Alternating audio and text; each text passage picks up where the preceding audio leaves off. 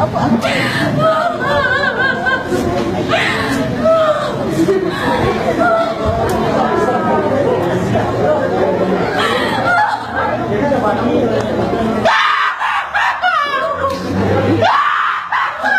one. Nice, nice. They're coming! They're coming! They're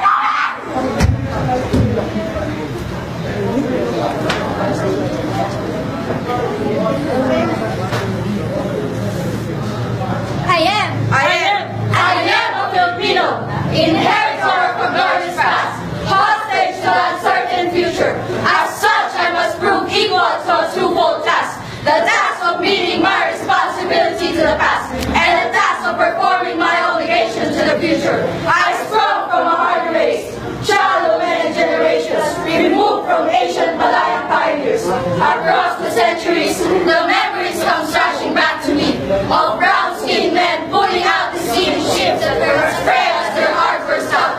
Over the sea I see them come, burn upon the billowing wave and the whistling wind. Carried upon the mighty swell of hope. Freedom! Hope in the free abundance of new land that was to be their hope and their children's forever. This is the land they sought and found. Every inch of shore that their eyes were set upon. Every hill and mountain that beacons to them with a green and purple invitation. Every mile of rolling plain that their view encompassed. Every river and lake that promise of plentiful living and a fruitfulness of commerce is a hallowed spot to me. Sumaya, sumaya, sumaya. Sumaya, sumaya, sumaya. Sumaya, sumaya, sumaya. Sumaya, sumaya, sumaya. Sumaya, sumaya, sumaya. Sumaya, sumaya, sumaya. Sumaya, sumaya, sumaya. Sumaya, sumaya, sumaya. Sumaya, sumaya, sumaya.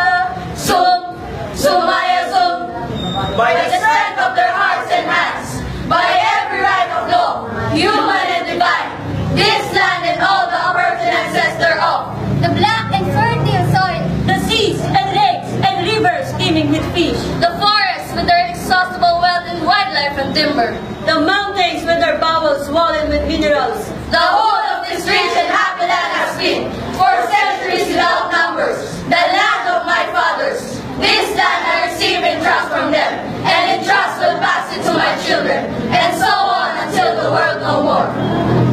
I am a Filipino. In my blood runs a immortal seed of Heroes! seed that flowered down centuries in deeds of courage and defiance. In my veins, Yet possess the same hot blood that sent Lapu-Lapu into the battle against the alien foe that drove Diego Sila and Dagoy into rebellion against a foreign oppressor. That seed is immortal. It is the self-same seed that flowered in the heart of, Jose Rizal, that morning in Bagumbayan. when a volley of shots put an end to all that was mortal of him, and made his spirit deathless forever. The same that flowered in the hearts of Bonifacio in Balintawak, of Gregorio del Pilar at Tiran Pass,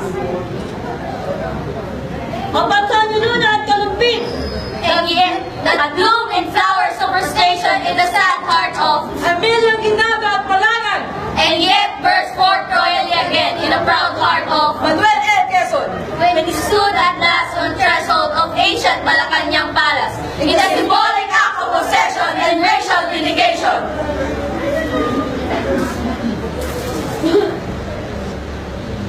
The seed I bear within me is an immortal seed. It is the mark of my manhood, the symbol of dignity as a human being. Like the seed that were once buried in the tomb of Tutankhamen many thousand years ago, it shall grow and flower and bear fruit again. It is the ensign of my race, and my generation is but a search in an ending search of my people for freedom and happiness.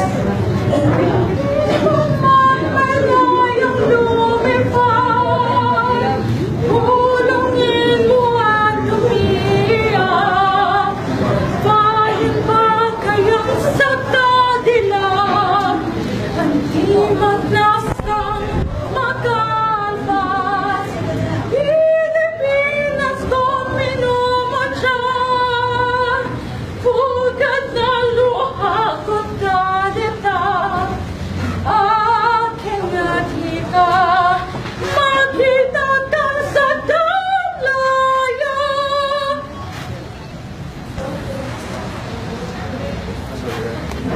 child. Yes, sir. You, come with me. No! River, you, where does Indio? Come. Soldier, follow me. Yes, sir. Get them out of my sight. Yes, sir. What is this? Get out now! Stop! You young lady. No! Sismas, ginamit mo yung lamputi. Wala. Experimentum pero superando. Experimentum pero superando.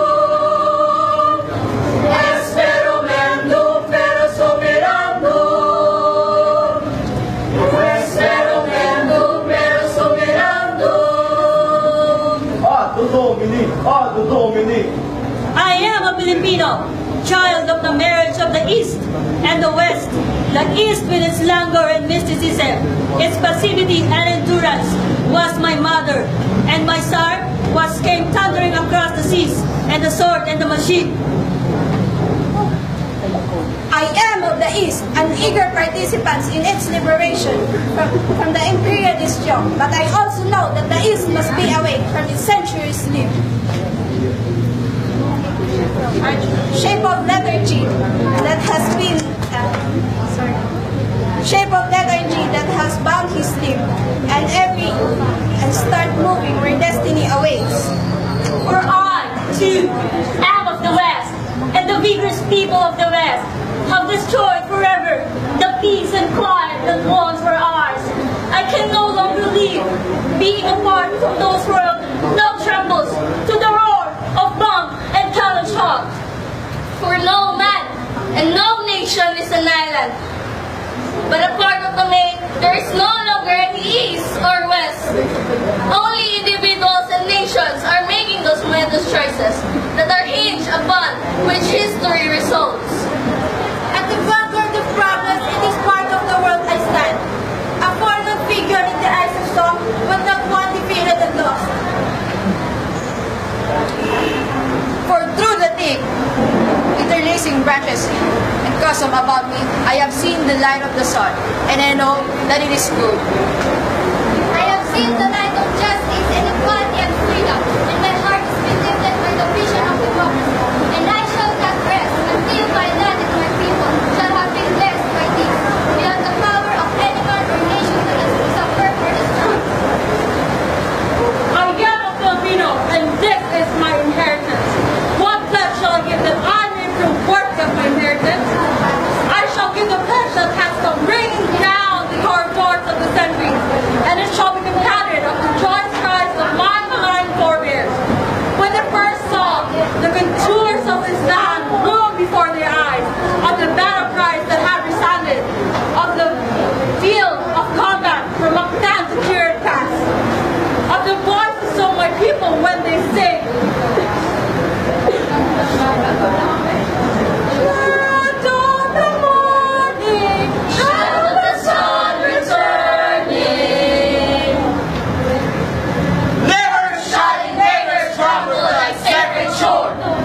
Out of the large brain of 7,000 eyes, out of the heartstring of 16 billion people, all vibrating to one song, I shall weave the mighty fabric of my pledge. out of the songs of the farmers at sunrise, when they go labors in the field. Out of the sweat of heart-beating pioneers in Manik and Coronadol. out of the silent endurance of stevedores at the piers and the omnium grumbling of peasants. Pampanga. Out of the first cries of babies newly born and the lullabies of mothers sing.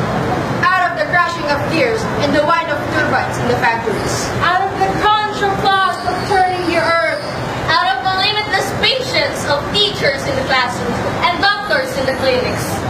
out of the drum soldiers marching, I shall make the pledge.